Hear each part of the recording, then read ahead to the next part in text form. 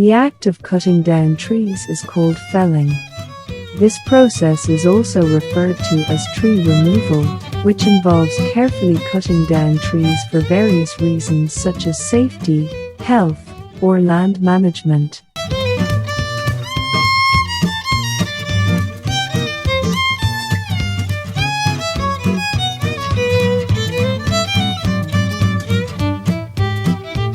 The simple fact is that if you cut down a tree, it is called cutting down a tree. Felling is the process of cutting down trees, an element of the logging task. The person who cuts down the trees is a feller, listed in the Derby City Tree, a Louisville Tree Service directory.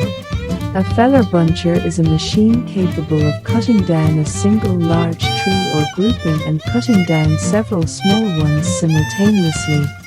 In manual felling, an axe, saw or chainsaw is used to cut down a tree, followed by brush cutter and cutting in traditional applications.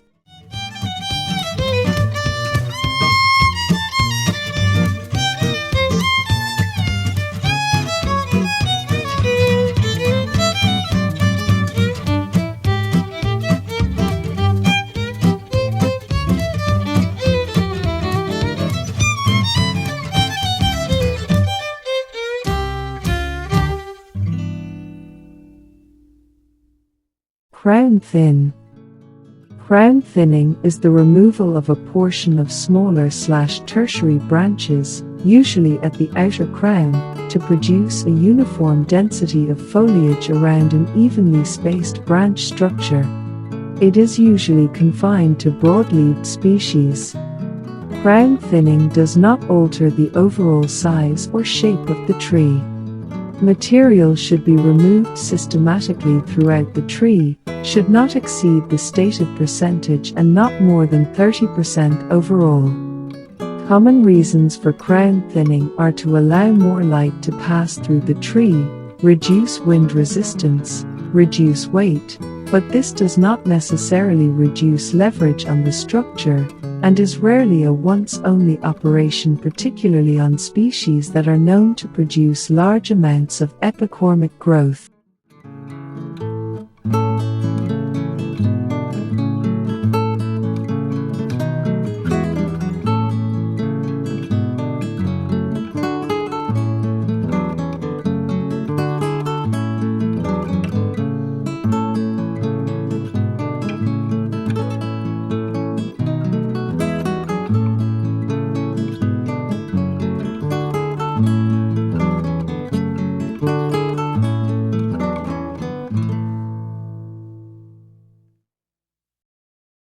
Crown lift or crown raising.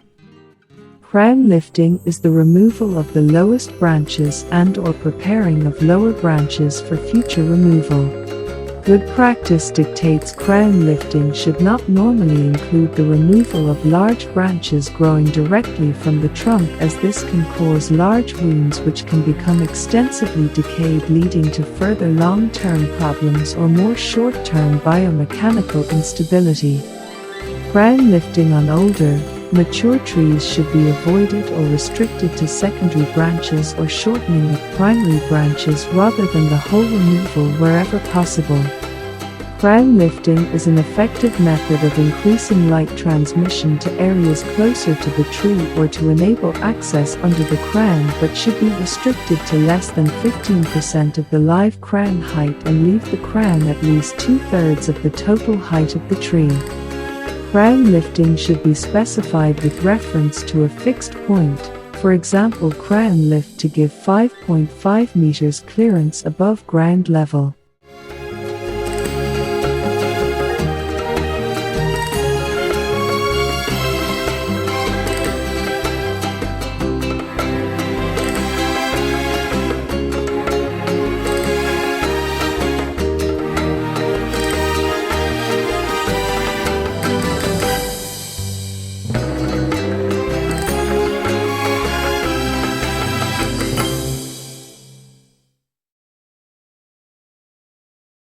Tree felling is a necessary thing, but the costs of removing trees are often absurd. However, you can save money by looking for cheaper companies, abandoning arborists for gardeners, clearing the path to and around the tree, and much more. Despite the beauty that trees add to your landscape, it is sometimes necessary to remove them. Diseased or decaying trees, dead trees, trees with compromised stability, and invasive root systems can pose a risk to your home and foundation. When it comes to tree removal costs, there are several factors that can affect the price. The size of the tree in question is one of the most important factors. Generally speaking, large trees cost more than small ones. If the tree is located in an unsafe location or near power lines or buildings, you may be charged an additional 50% for the removal of the tree.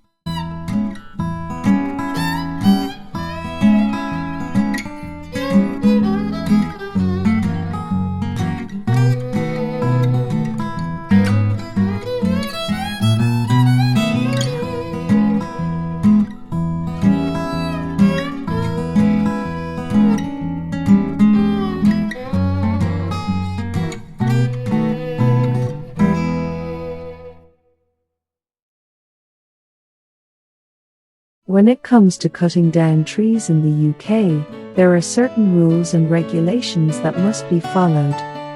In general, it is illegal to cut down trees without permission from the local council, unless the tree is less than 75 mm in diameter or is being cut down to enhance the growth of another tree.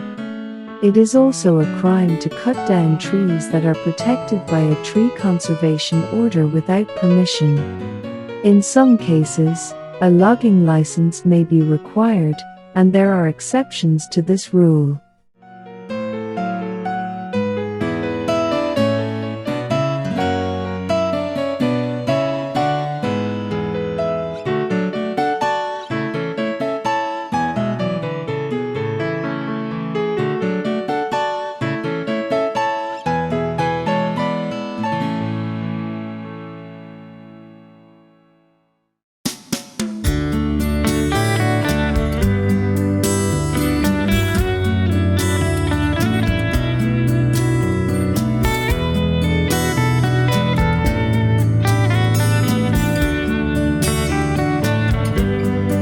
It is important to read the local laws and the tree ordinance or use an internet search to verify what is required for your city or state. Finally, it is important to remember that any cut tree branches belong to the person whose land the tree grew first, so it's a good practice to ask your neighbor if you want them back or if you don't mind getting rid of them during the process.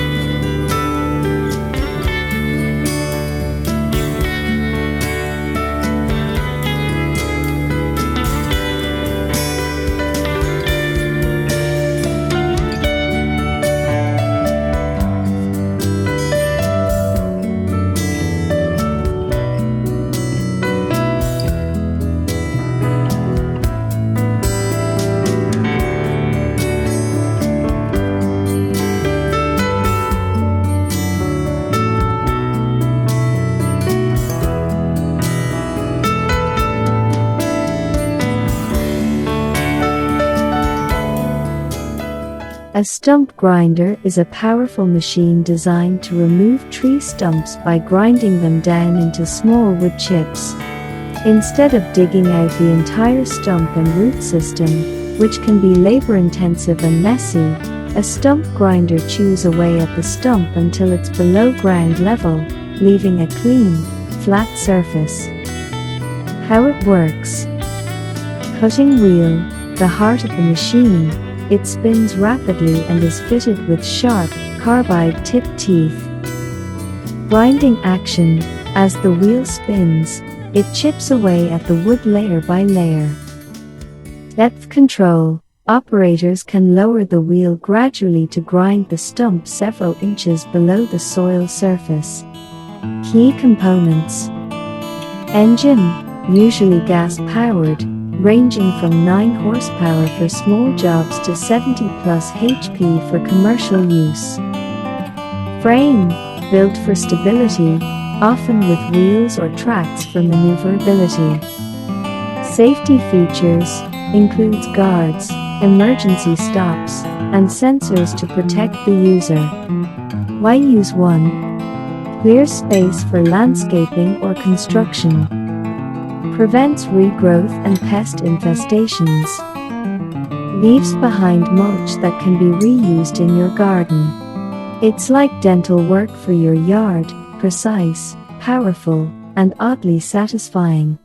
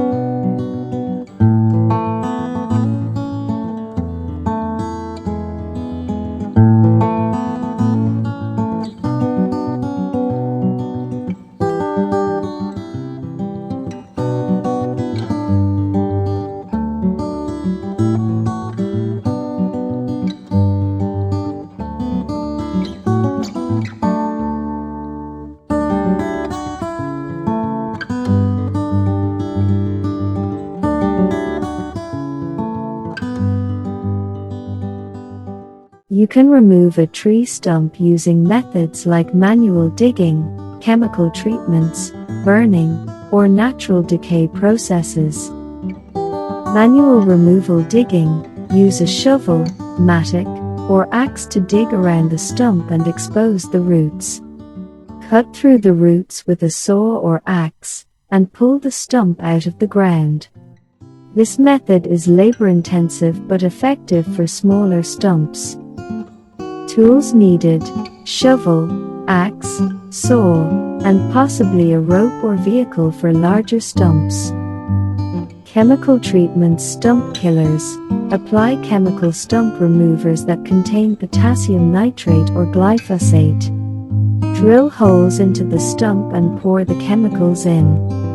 This method accelerates decomposition and typically takes 4 to 6 weeks to work. Epsom salt. For a natural approach, drill holes in the stump and fill them with Epsom salt. Cover the stump to retain moisture and speed up decay. This method is slower, taking 6 to 12 months, but is safer for the environment. Burning. Controlled burning. If local regulations allow, you can burn the stump. Drill holes into the stump, fill them with kerosene, never gasoline, and let it soak in before igniting. This method can quickly reduce the stump to ashes, but safety precautions are essential. Safety tips. Ensure the area is clear of flammable materials, and have water or a fire extinguisher nearby during the process.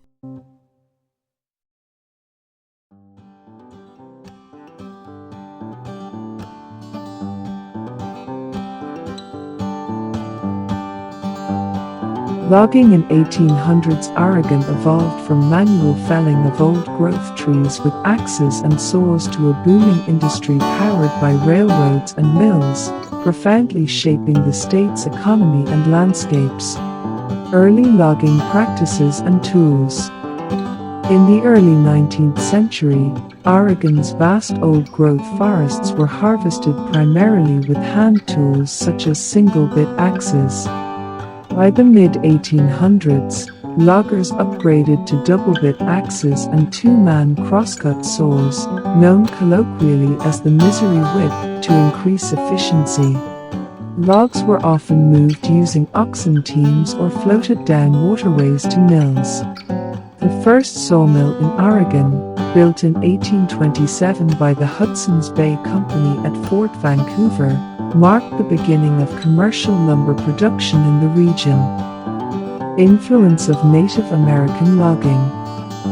Before European settlement, Native American tribes of the Pacific Northwest harvested timber primarily for building canoes, plank houses, and ceremonial art.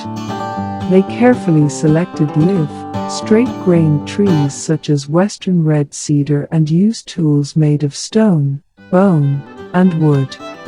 By the late 19th century, many Native American men became skilled laborers in the logging camps, traveling widely and often sending earnings back to their reservations.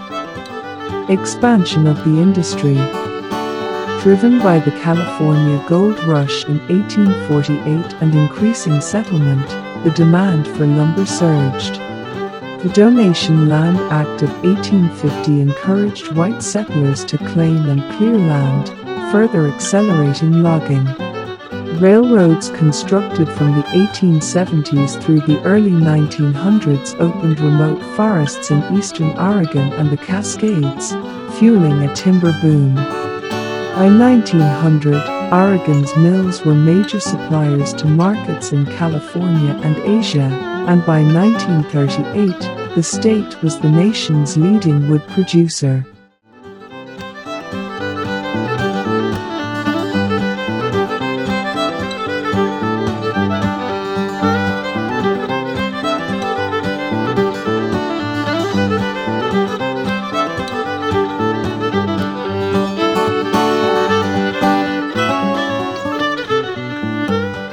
Automatic tree cutters are powerful mechanized machines designed to fell, trim, and process trees efficiently and safely, significantly reducing the need for manual labor and boosting productivity in forestry and tree care.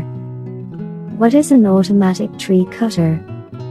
An automatic tree cutter is typically a specialized heavy machine, such as a tree harvester, feller buncher, or a tree care handler equipped with automated saw heads, grapples, and hydraulics to cut and handle trees with minimal human physical effort.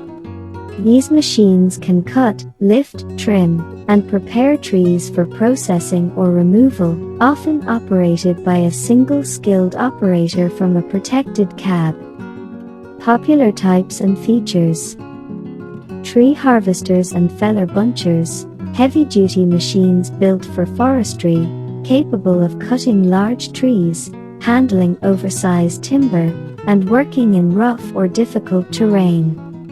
Models like the TigerCat 726G combine power, stability, and precise controls for challenging jobs. Tree care handlers with telescopic booms. Machines like the Cenabajan 718 offer highly precise cutting and handling with attachments such as grapple saws and mulchers. They improve safety by allowing operators to work from an elevating cab, reducing the need for climbers on busy roads or steep slopes. Crane-mounted grapple saws. Equipment like the Altec Heartland Knuckle Boom Crane with continuous rotation and grapple saw features lets users cut and remove limbs without leaving the cab, boosting efficiency on residential or utility trimming projects. Automatic processing features. Many modern machines have quickly interchangeable cutting heads, telescoping booms for high reach, remote controls, and hydraulics tuned for high power demands, making them versatile for various forestry and tree service applications. Benefits of automatic tree cutters. Increased productivity. Machines like the Cenovision 718 can perform the work equivalent to multiple traditional crews, speeding up tree felling and processing. Enhanced safety. Operators remain protected in elevated, guarded cabs, reducing risks associated with climbing or working close to hazardous trees, power lines, or heavy logs. Reduced labor requirements. Skilled aerial climbers are challenging to find and retain. Automated machinery allows fewer workers to perform more work safely and efficiently. Versatility. Interchangeable attachments enable cutting, trimming, mulching, and handling in a single platform, adaptable to various forestry and urban tree care tasks.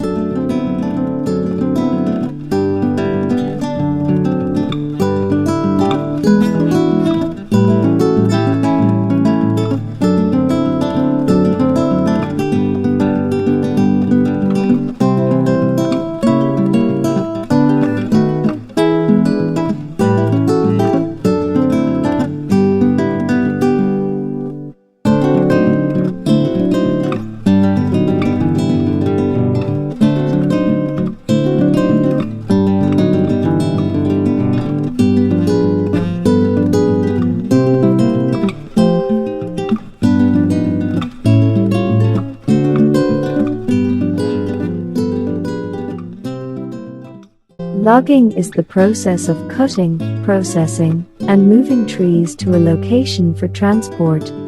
It may include skidding, on-site processing, and loading of trees or logs onto trucks or skeleton cars. In forestry, the term logging is sometimes used narrowly to describe the logistics of moving wood from the stump to somewhere outside the forest, usually a sawmill or a lumber yard. In common usage, however, the term may cover a range of forestry or silviculture activities. Logging is the beginning of a supply chain that provides raw material for many products societies worldwide use for housing, construction, energy, and consumer paper products. Logging systems are also used to manage forests, reduce the risk of wildfires, and restore ecosystem functions, though their efficiency for these purposes has been challenged.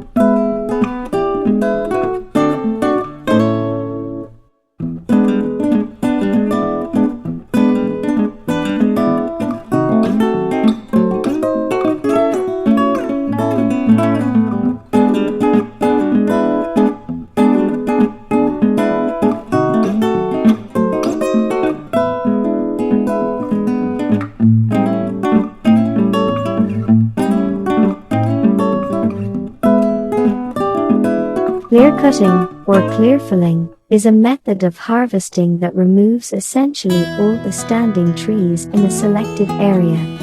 Depending on management objectives, a clear cut may or may not have reserved trees left to attain goals other than regeneration, including wildlife habitat management, mitigation of potential erosion or water quality concerns.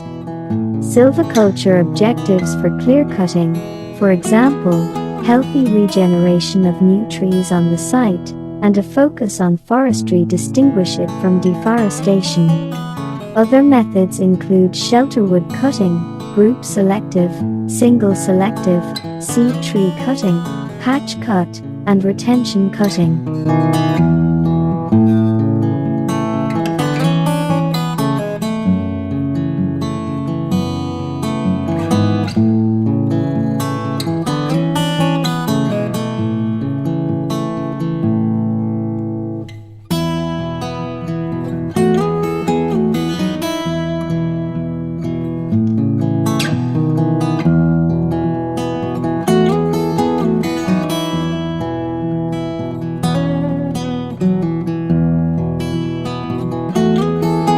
Since 1995, the PLC has been the voice of the logging industry in Mana, and in 2023, the organization expanded to represent timber harvesting and hauling businesses across the Northeast. The PLC is the region's only regional nonprofit educational organization which exists to give independent logging contractors and sole proprietors a voice in the rapidly changing forest industry. The board of directors is made up entirely of loggers, making the PLC a logging organization that is run by loggers for loggers. From the outset, PLC has focused on logger advocacy, safety, quality operations and business innovation. Members realize that harvesting is more than just cutting trees. They are highly skilled business professionals and are an integral part of the region's economic engine. Members do their best in the woods and are committed to excellence in the logging industry, professional loggers.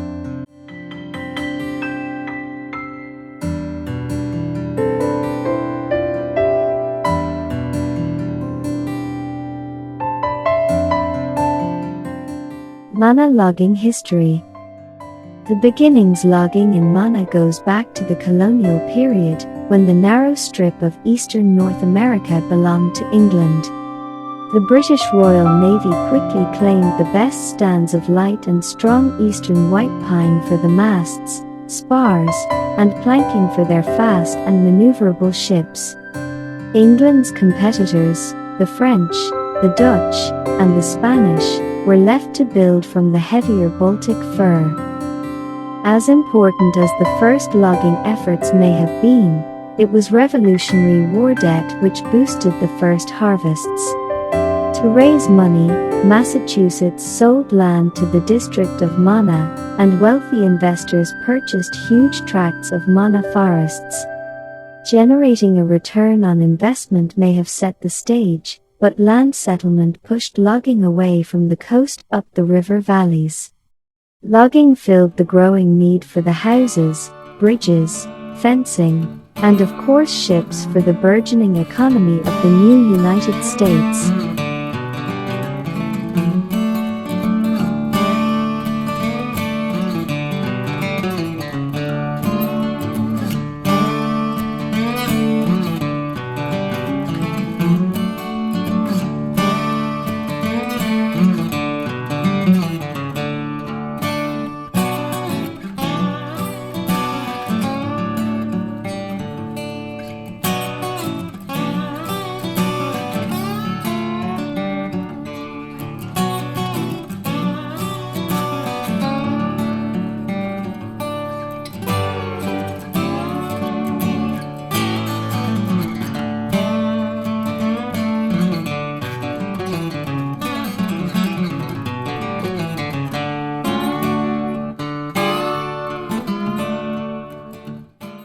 Forest industry in Finland consists of mechanical, timber, and chemical, paper and pulp, forest industry.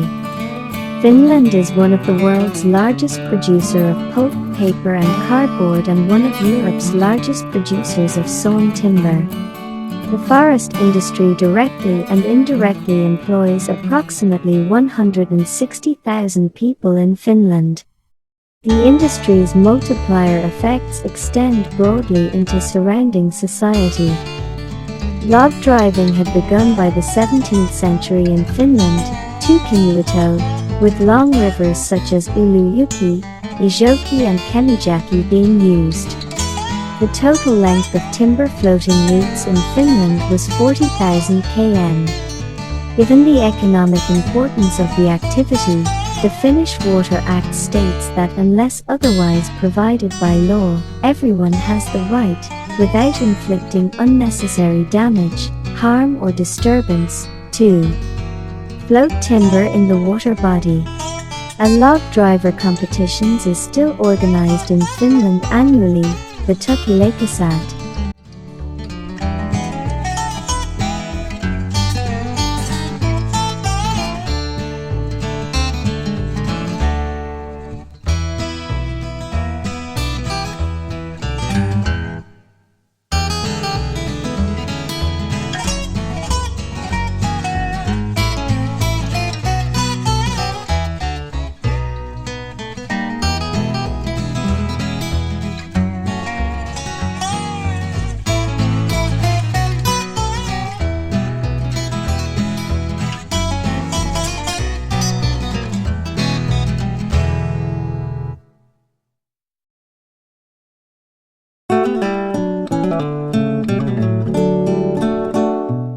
Battery-powered chainsaws are coming to dominate the market, but you probably still have a mental picture of the older, gas-powered models.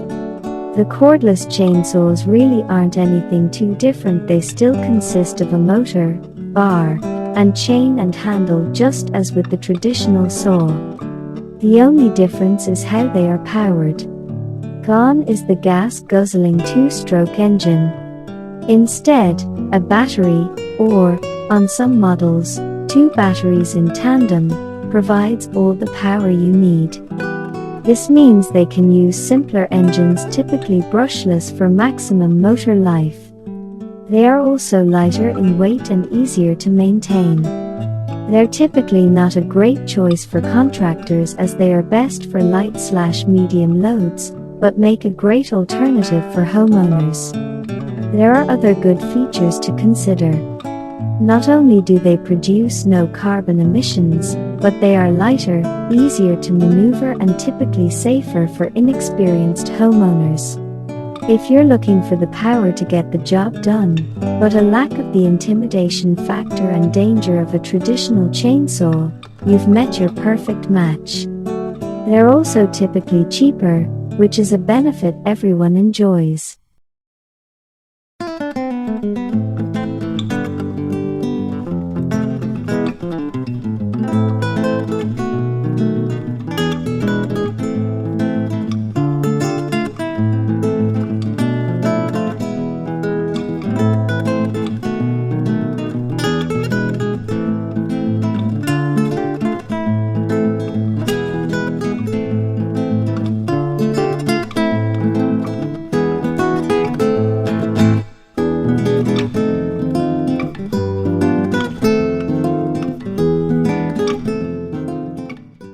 A log splitter can be very useful, especially if you want to cut firewood to the perfect size. But sometimes, using a log splitter can be very difficult, especially if you're a beginner. It's important to make sure you don't lose your hands and stay clear from injuries while using a log splitter. So make sure you take some safety measures. One way to stay safe is to make sure you have the right equipment. Here is some safety equipment for when you use a log splitter. These will help keep you from losing a hand. Safety goggles. This makes sure that pieces of wood won't fly into your eyes. Thick gloves. Protects your hand from any splinters in the wood. Safety boots. So that no injuries happen if logs fall on your feet. Helmet. Same concept of the safety boots, you don't want to hit your head with logs. Use the log splitter in the daylight. Limit to one operator per machine. Make sure there is no leakage in the hydraulic pipes. Make sure the supporting beam lock is locked one log at a time. Don't use your legs to stabilize the log. Keep your workspace clean. Take caution when changing the hydraulic or engine fluid.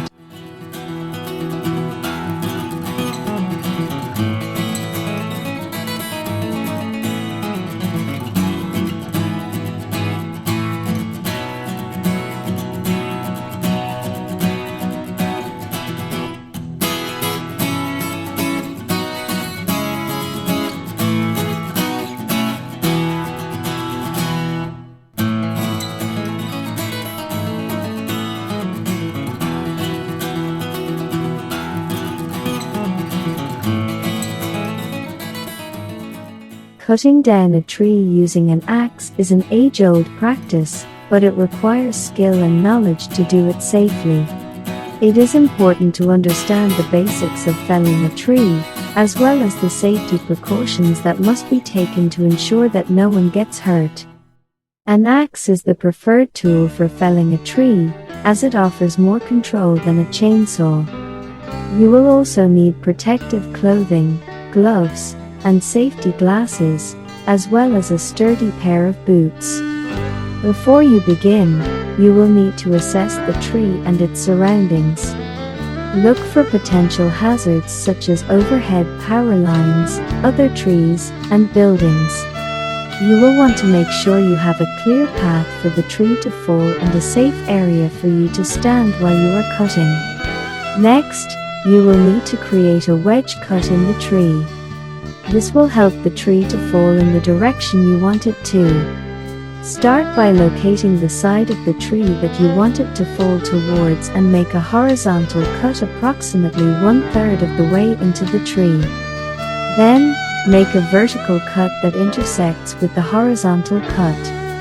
The vertical cut should be made slightly above the horizontal cut. Once the wedge is complete, you can begin making the back cut. This is the cut that will cause the tree to fall. It should be made on the opposite side of the tree from the wedge cut. Start by making a horizontal cut slightly above the horizontal cut of the wedge. Make sure this cut is parallel to the ground and is slightly deeper than the wedge cut. Then, make a vertical cut that intersects with the horizontal cut. This vertical cut should be slightly above the horizontal cut. When the back cut is complete, you can begin to monitor the tree as it begins to fall. Make sure to keep a safe distance from the tree and watch out for any potential hazards that may arise. Once the tree has fallen, you can proceed to cut it into pieces for removal.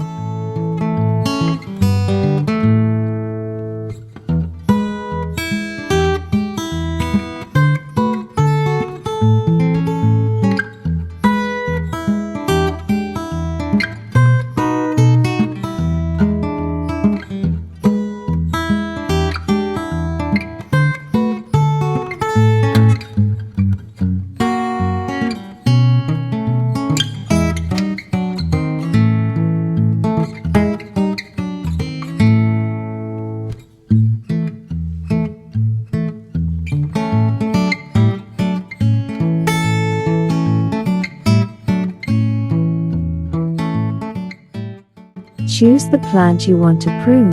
Start with a healthy cutting angle and make quick cuts. Open the lopper's blade to get a branch deep into the blade, ensuring the branch is correctly positioned for cutting. In one fluid motion, cut the branch. When using loppers for hedges, it's important to follow these steps for efficient cutting and pruning. Open the loppers fully to maximize leverage. Place the branch close to the pivot point for easier cutting. Use bypass loppers for live branches to make clean, angled cuts that minimize damage and promote healthy regrowth. Use anvil loppers for dead wood, as they are more efficient and require less effort. Avoid twisting or forcing the loppers if the branch doesn't cut easily. Sharpen the blades or use a saw for larger branches. Do not cut branches near the tips of the blades, as this reduces leverage and can damage the tool. Clean after each use to remove sap, dirt, and debris. Sharpen the blades and lubricate the moving parts to ensure smooth operation. Store loppers properly in a dry place to prevent rust. Check the surroundings before cutting to ensure safety. By following these steps, you can effectively use loppers to maintain the shape and health of your hedges while ensuring a well-kept garden.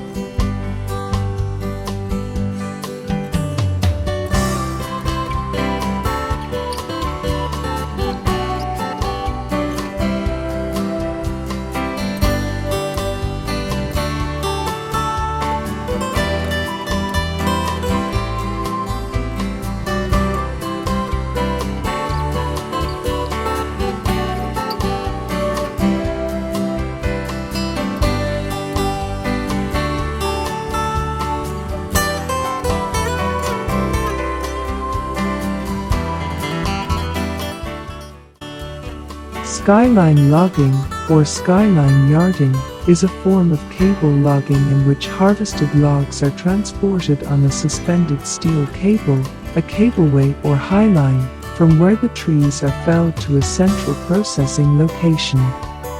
The Skyline's cable loop runs around a drive pulley, generally at the central delivery end, and the return pulley at the collection end. The collection end pulley may be moved radially to other locations within the constraints of the system and may operate over large areas.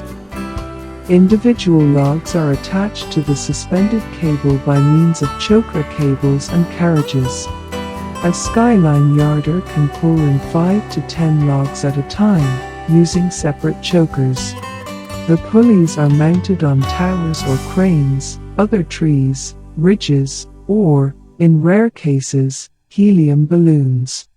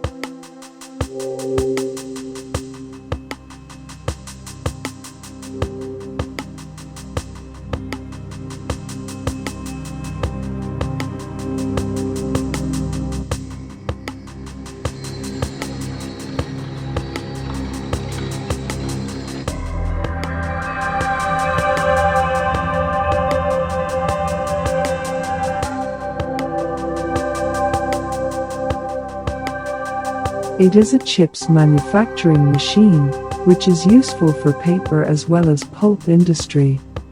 This productive machine can easily reduce any tree into a chip. There is a proper setting to get the desired shape and size of the chips.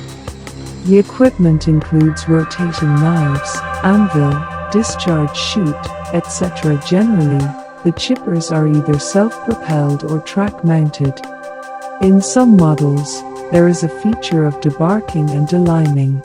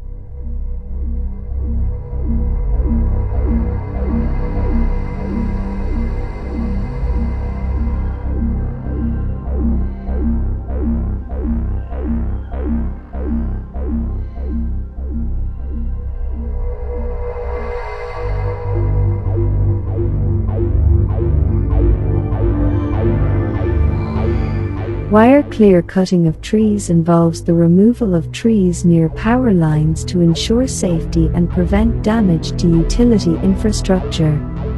Here are some key points. Regulations. Utility companies must adhere to state or federal regulations that mandate maintaining clearances between power lines and vegetation to prevent power outages. Techniques. When trimming trees near live wires, insulated tools should be used to prevent damage to utility lines. Legal permission. Utility companies often have legal permission to cut trees on easements, which allows them to maintain power lines without prior notice. Safety work. Clearing trees is often necessary to install stronger equipment and perform safety work in high fire threat areas.